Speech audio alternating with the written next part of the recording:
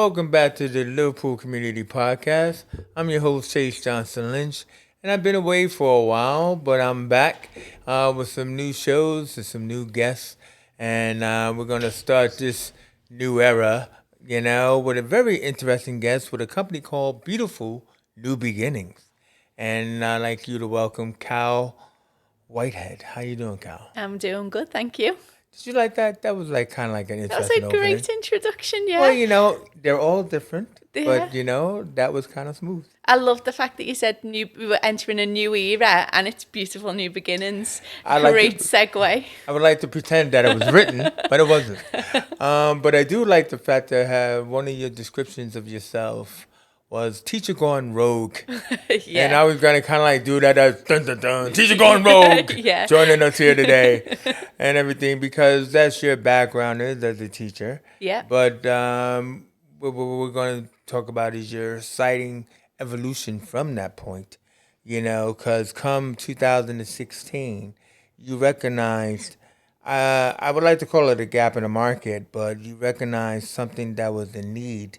And I'd like you to tell that story, to us about like where you were when you recognized something was missing. So it was back in 2016, like you said, and at that point I was teaching within a school in Liverpool. I'd got my Senko qualification, so I was working alongside children with additional needs and disability as well. And my background had been early years teaching. In 2016, I had a third child.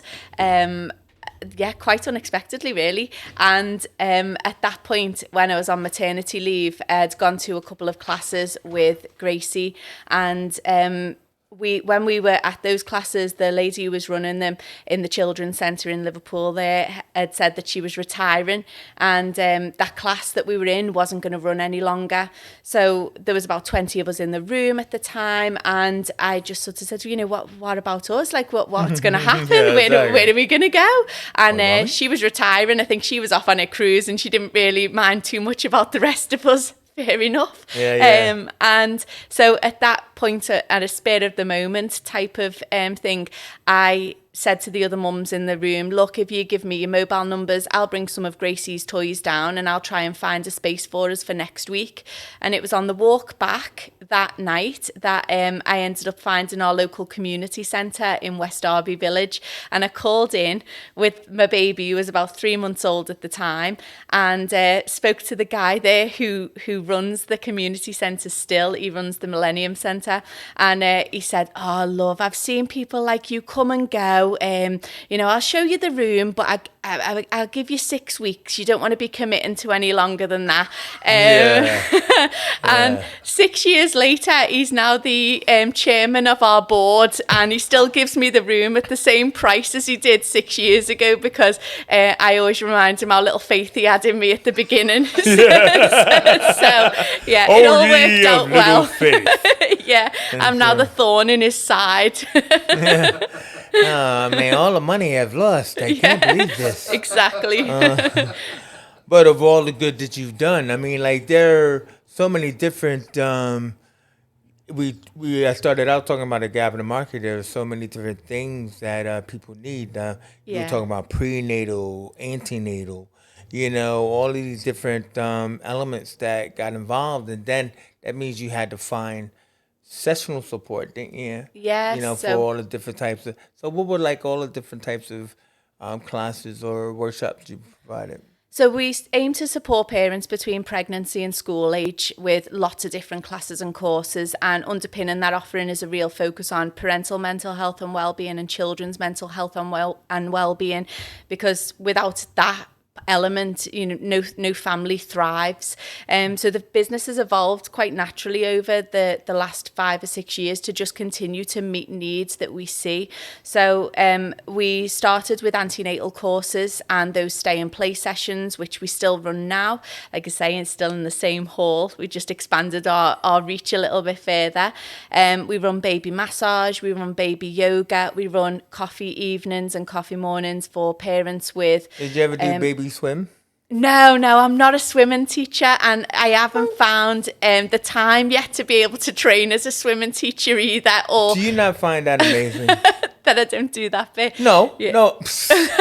Not that you don't do what something, but no, baby swimming. I mean, Yeah. it's just amazing. It I is just fascinating. Think it's just, like, Yeah. you know, it just shows, like, you know. And I do know an incredible company called Swim Squad who are Wow. just starting off with baby swimming classes to make them accessible, because Vicky, who runs that, she believes that every child, it's not just a nice thing to do, it's a life-saving activity that every child needs to be able to do. So Vicky is incredible. She teaches within our local area in a number of different pools, and so we do link up with services for swimming teaching. It's just not something that we offer ourselves, but yeah, definitely incredible to be able to offer that. No, it's yeah, I just think it's kind of cool because, you know, when you get kids talking about they can't swim, it's like, yeah, you can. Yeah. So one of the things that it seemed that you got involved in was nature. Yeah. You know, even though you're talking about 0 to 5-year-olds and stuff like that. You know, you started doing something called forest schools. We did, and that was can our. you tell us what forest schools are? I can. That was our strategic move in COVID, really, and it's not something that we would have looked at had COVID not happened. So, Why is that? Because when we were running classes pre-COVID. During COVID, we moved online, and online we had the most incredible surge of audience. We attracted this audience of over 37,000 parents up and down the country online. 37,000? Honestly, we were teaching Zoom classes to 500 people in the morning and 500 in the afternoon. We have never experienced anything like it. We were teaching people in Dubai, expats from Dubai, Teaching who had them what? baby massage, baby yoga. So we had these sort of living room setups, not quite as pro as yours, but our guys, Christine and Johnny, who work at the Cavern. Christine is our baby massage teacher, our baby yoga teacher. She's incredible. She sings and signs. She does so much, but she also loves the creative. So she had a full-on studio in her house with Johnny on guitar and sound and stuff in the background, and they just had the best time during COVID doing these live sessions. So at that point, we were teaching online. Anyway, that wasn't the question that you asked me. It was not, actually. Fast forward not, that actually. bit. And we started coming out of COVID when we could meet up again, but there was only 14 parents allowed in a class at that time, and the demand for our sessions, for parents to be able to go out to sessions, was absolutely huge. And we had this waiting list, and we were running as many sessions as we could for those parents who'd been so isolated during that time, people who'd had new babies and their children had never met another baby or another child before. And we were constantly in this state, weren't we, at that point of being locked down, and then we could open again and then lock down and then opened again. But what wasn't locked down was the outside, and we didn't. You could go to a park somewhere. So we could go to parks or we could go outdoors. And through teaching, I'd always been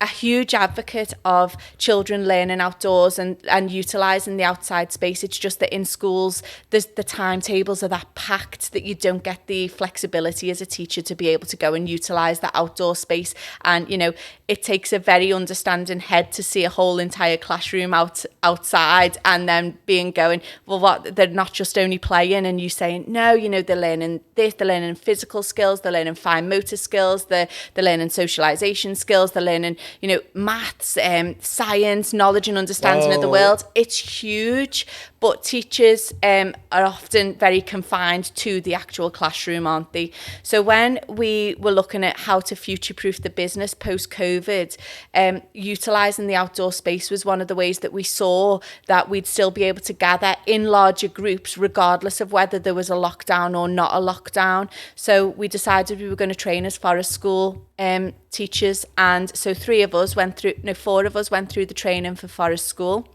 And that's now one of our biggest offerings, and we offer forest school, therapeutic forest school, sessions for under 5s, sessions within schools, and we've worked with a number of local primary schools. We've run campfires and cuppers sessions for parents with postnatal depression and postnatal anxiety to just come and sit, be outdoors. We're qualified as tree baby instructors, so It's A an tree incredible baby tree baby. Yeah. What is a tree baby instructor? It's basically just being able to interact with your baby, because lots So of it's people. not like a sloth on a tree. Put your baby on a tree and hang on.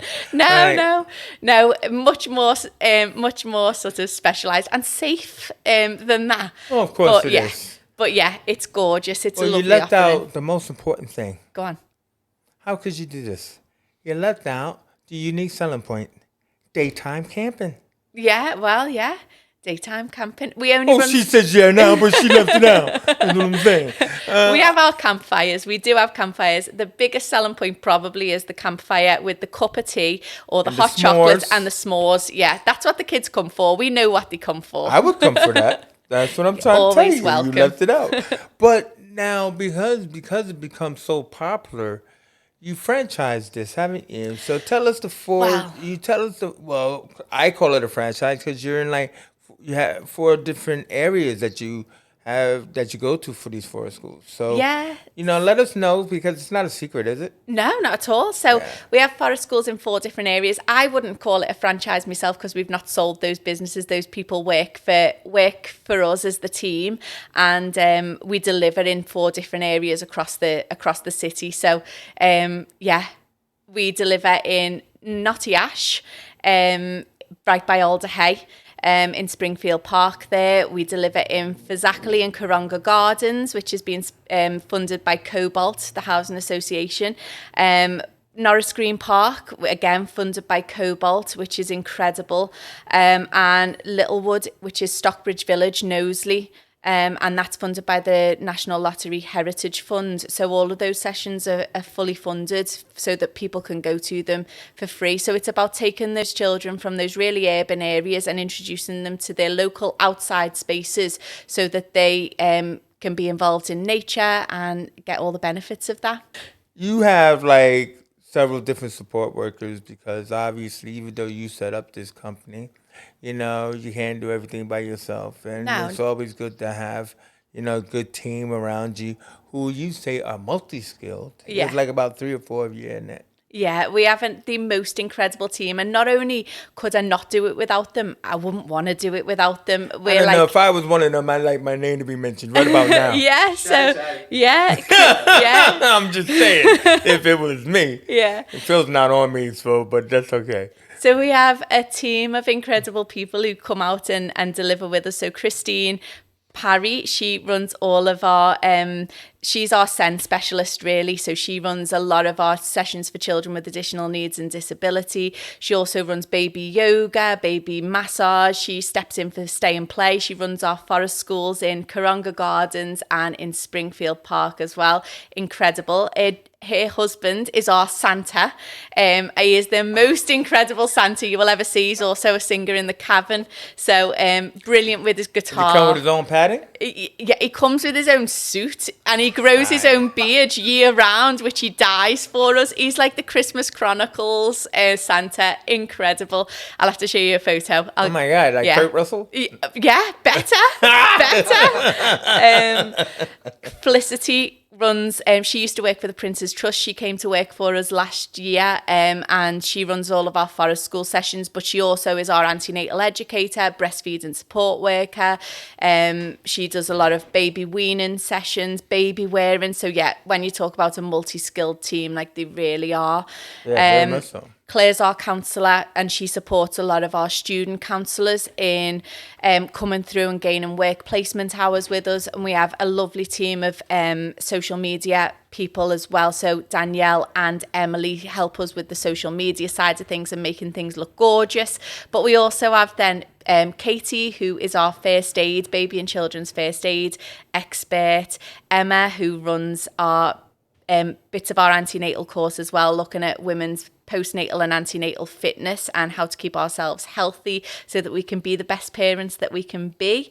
And I don't think I've left anyone out.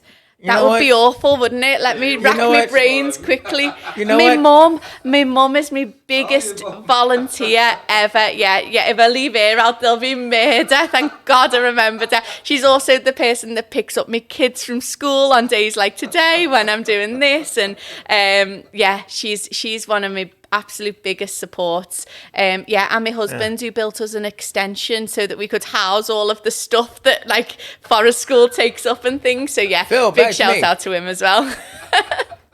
This is me not playing music because this is not the Oscars. But like, okay, I'm glad you named everyone. Thanks very Especially much. Mom. You said give them a shout out. I did.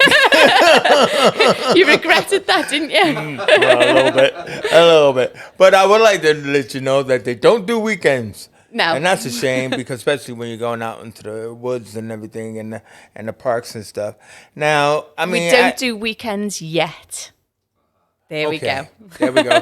Because out of the 20 people she named, she still needs a couple of more. Yeah, 100%. Yeah, that's what it is. You just need more staffing, don't you? Well, let's talk about that because that leads us into funding, really. Because like as a person who started a company, like what would this be, like about 2016, like so about 6 years ago, on, I wouldn't say on a whim or a dream, but, you actually really tackled setting up a business, like strongly and profoundly because it's still running for this time. But you did that on like small bits, like most of us do, and everything. And then as usual, sometimes those small bits run out, like, they repeat and then they say, oh, not this time. But yesterday, as of this recording, yeah, you know what I mean? So it really doesn't matter. I'm just saying, as of this recording yesterday, you received your biggest fund yet. We did. Dun, dun, dun. Yeah, we did. Like you say, we've been existing on really small bids, which makes it hard to be a sustainable company a lot of the time. But we know that the work we do is really impactful and that the people that we work with in those areas are hugely supportive of what we do and how we do it and creating those spaces for them to come and join.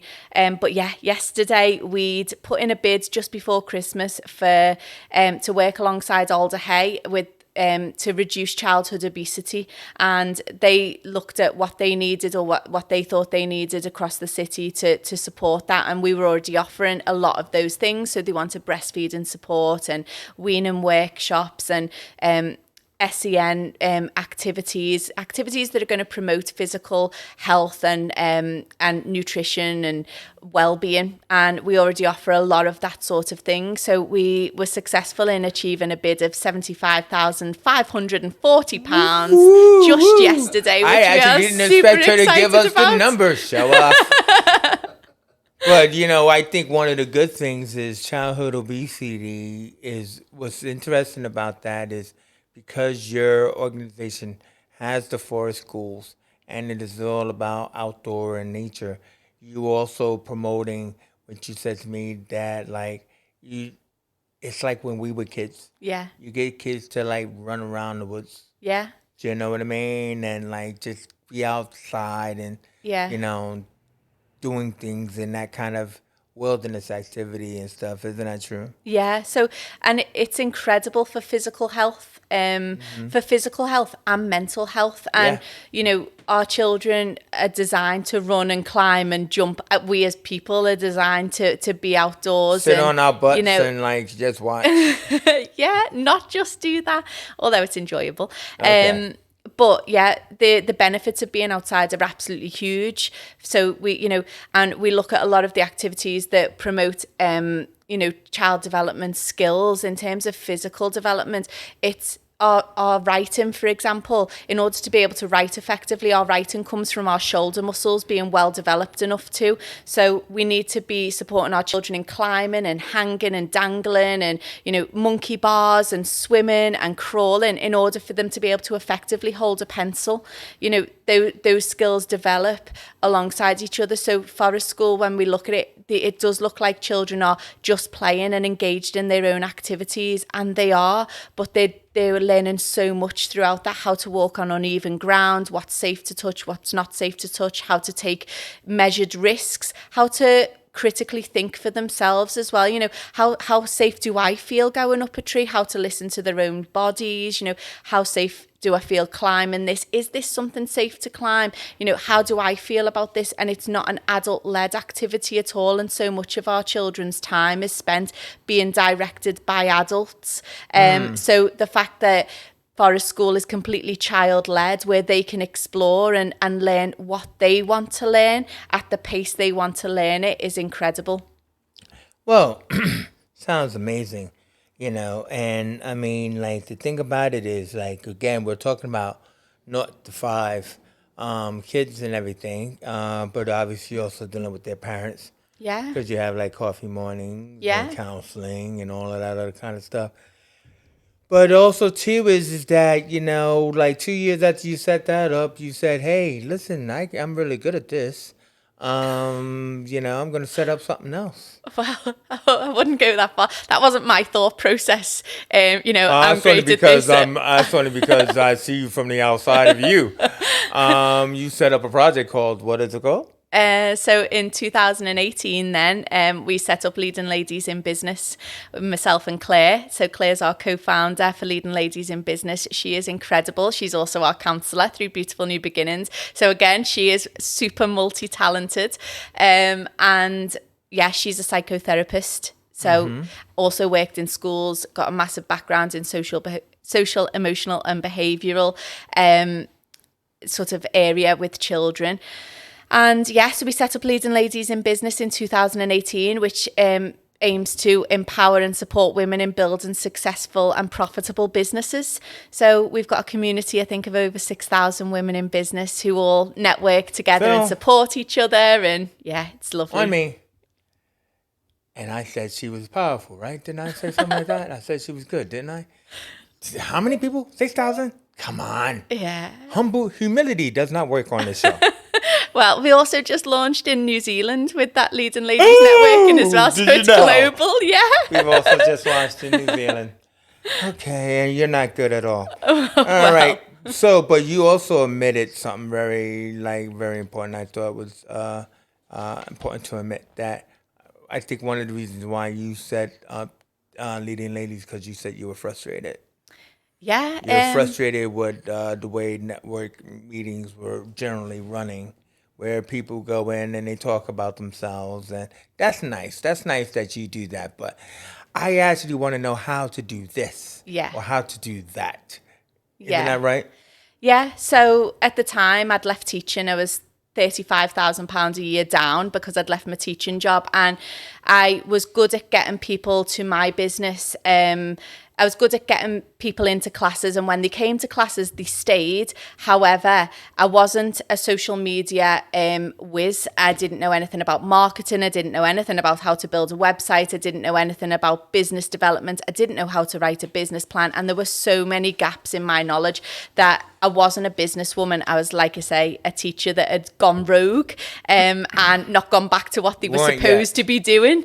And so when we went to networking events, a lot of the time it was people chatting about what they did, but there was no educational focus there on how they got to where they were in their business, or how they took that next step, or what that looked like. And we wanted, through Leading Ladies, to create a bit of a roadmap so that when people came, they knew how to build those businesses. So there was an educational focus maybe that was a bit lacking in other networking events that we'd been to, that showed people how to build that business effectively. And that's where Leading Ladies came to, so that, you know, we had a networking opportunity for people to connect with each other. But it was very much about not going for a lovely cup of tea with people, you know, and sitting there and just having a chat. It had to be purposeful. And there was an ask, you know, what have you come here for today? What do you need help with? What can we support you with? Why do you need that help? Who are you looking for?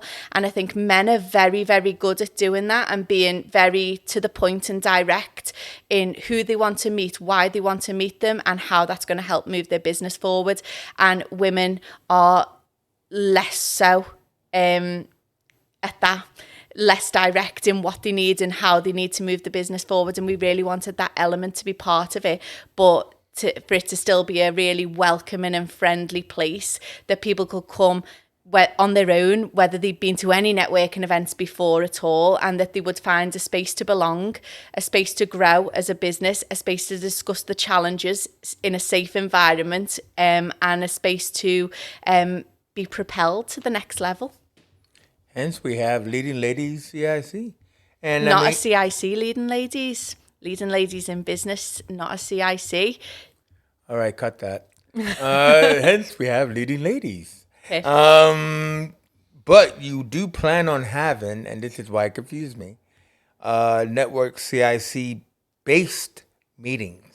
We do, right. Yeah. So we've been working with Kindred just recently, a company who I've been working with is Beautiful New Beginnings. And again, one of the elements that we wanted to introduce to Leading Ladies in Business was the charity and social enterprise sector of networking, which I think, again, is something that's a bit lacking within our city. There's so many incredible social enterprises out there. There's so many people doing so much good and so many incredible charities out there.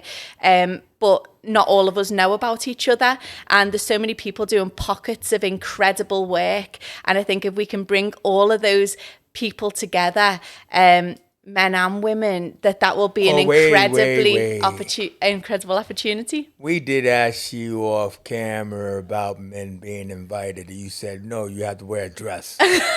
Well, we're going to see. We've got a meeting with Kindred tomorrow. We're going to see how that goes. But I'm putting her on the spot. That's what I'm doing, people, because we said, hey, I think it was Phil. Yeah, we'd love to attend that meeting. She said, I don't know. You have to wear a dress.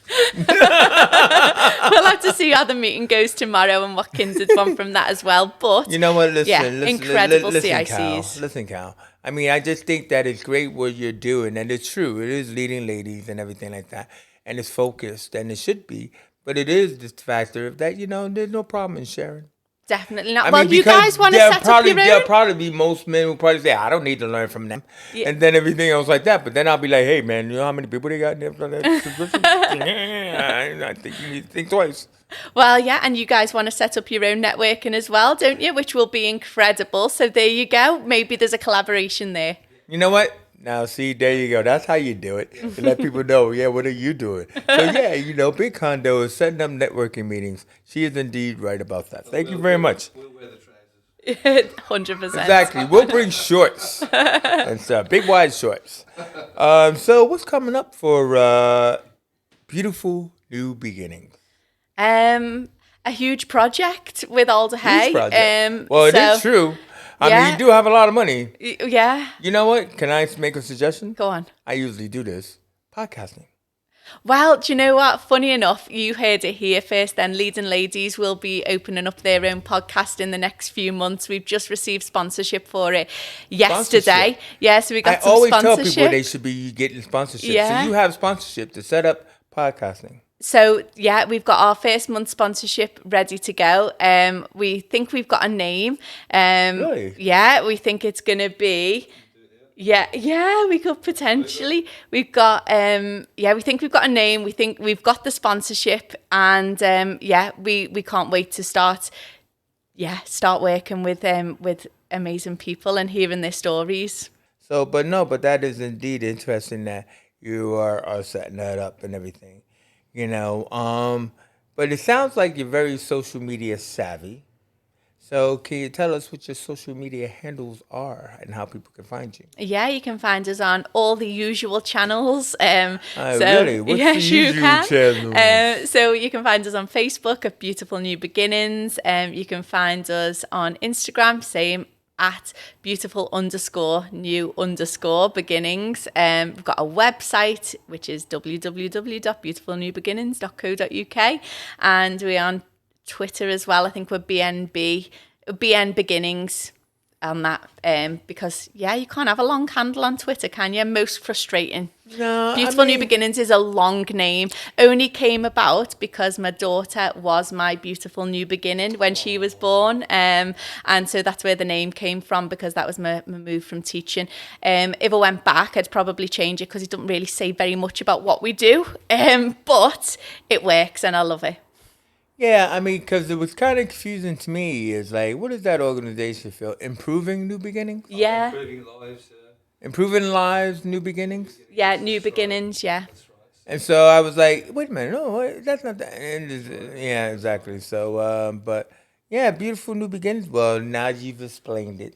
There you go. Yeah. There you go. And leading ladies actually is a really good one too because I remember I was at some kind of meeting and somebody thought hey, yeah, you're pretty inspired or whatever, blah blah blah. What do you have to say to people who coming up behind you? And I said like this: follow me. There you go. And I think that's a good ending to this show. But when you look at it, I just want to thank Cal Whitehead for joining us here today. Been a really good, interesting podcast. Oh, thank you for having me. It's been a great Even though we had a long day. conversation beforehand, what you want to say? It was great. Yeah, it was incredible. Yeah, I've loved it. And this was being my maiden voyage into podcasting. So You know thank what? you for making know it a what? great one. It's been great to be part of Liverpool Community Podcast today. Thank you so much for having me. And I cannot wait to be back again soon.